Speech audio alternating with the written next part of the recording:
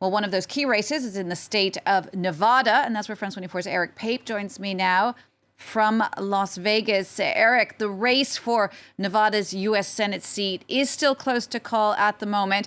What more can you tell us about what's happening in this crucial race?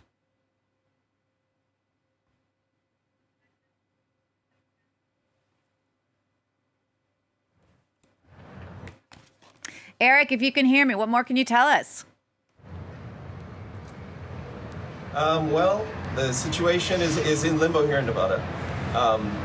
The vote count it's neck and neck, just as the polls have told us it was going to be for literally weeks. This has been the tightest race, according to polling, and it's the reason that Republicans thought they could steal a seat from a Democratic incumbent.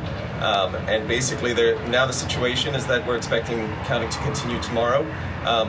Votes that have been cast by mail will be counted as long as they were postmarked today and arrive by the 12th. So we're going to see things sort of continue in this anxious moment, potentially with the balance of the Senate here in Nevada for the coming days. Eric, what were the biggest issues for voters there in Nevada? Well, the biggest issues on one side for Republicans, there's been a lot of talk about inflation. It's been about 13%. Gas prices are a big visible one in a state where people, need to drive quite a bit. There's been a lot of talk about the Democratic Party and Joe Biden driving the country's economy into a ditch. There's been talk of crime and an array of other issues that mobilize Republicans. There's been some election denialism that has been promoted by certain candidates, and there's been efforts. Democrats have complained about efforts to make it hard for people to vote. They've lamented basically the big picture threat for them is a threat to democracy.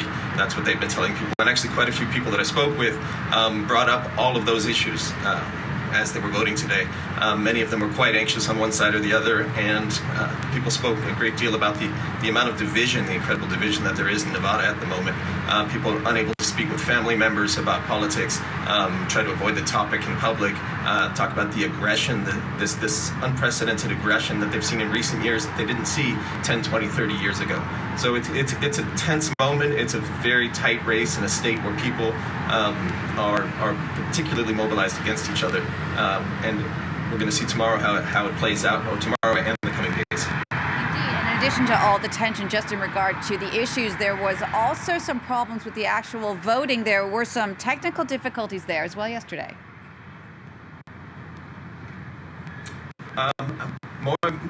Some of the technical issues have been down in Nevada.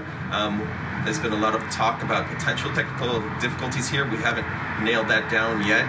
There haven't been confirmed cases. There have been complaints, which were widely expected given how much election denialism there was promoted from 2020. None of it proved to be of any consequence, but people have been talking about it. I was speaking with a Republican who was working at one of the polling centers as a monitor, and he said he got into that.